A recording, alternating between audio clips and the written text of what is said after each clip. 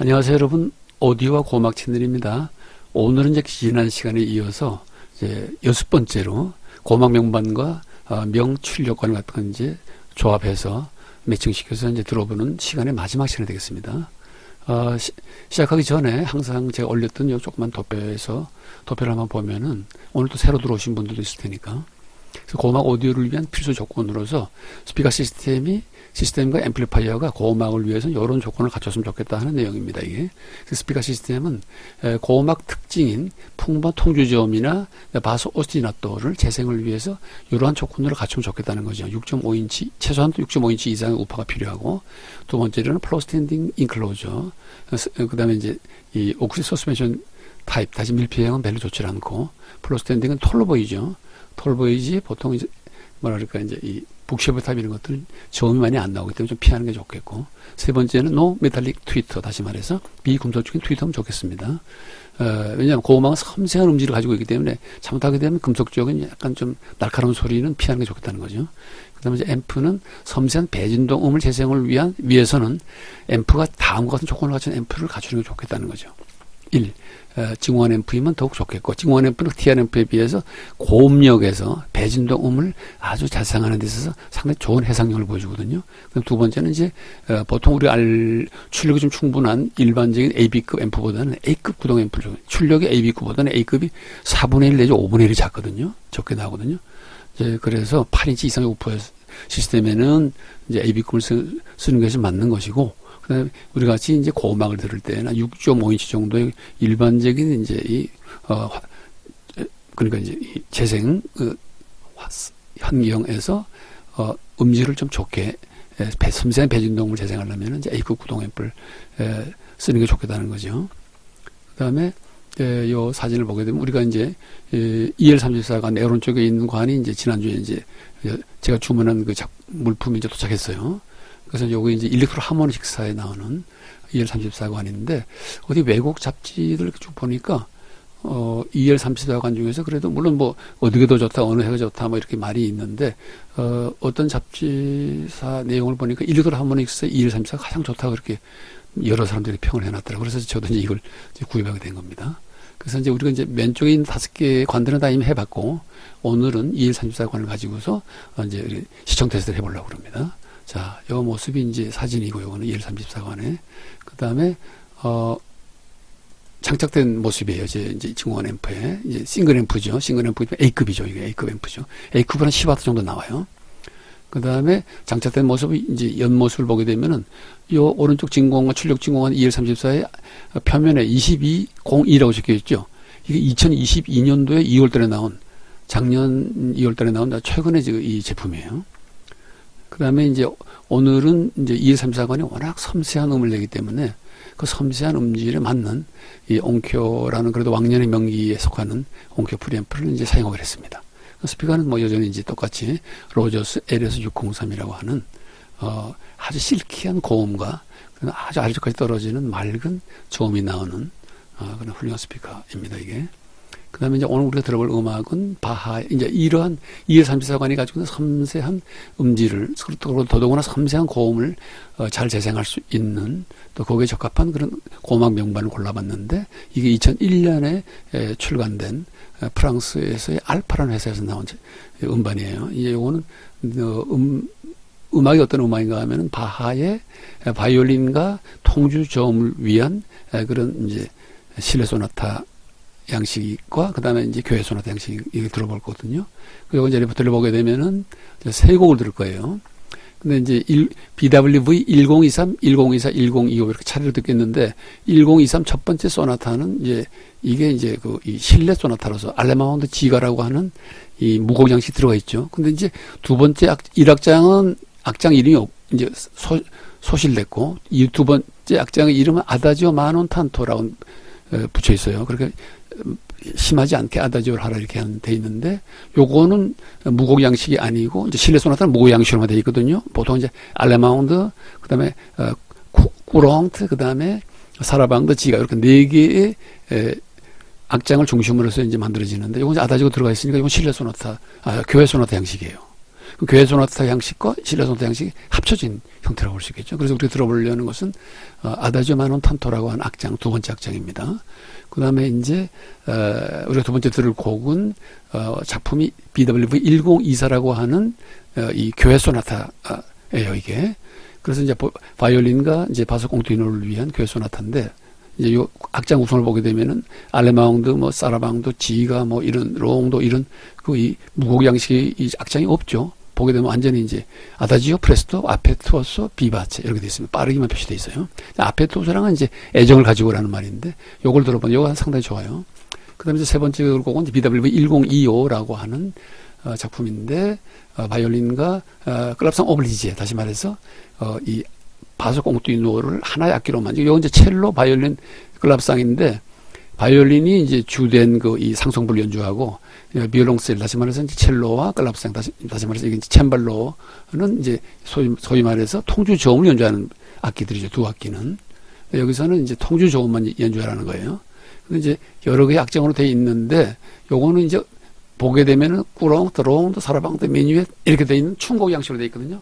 근데 거기에다가 이제 판타지아 들어가고 알레그로 들어가고 막 앙트레로 들어가고 여러 가지 들어가 가지고서 이제 이것을 슈트라고 이름을 붙였어요, 오히려.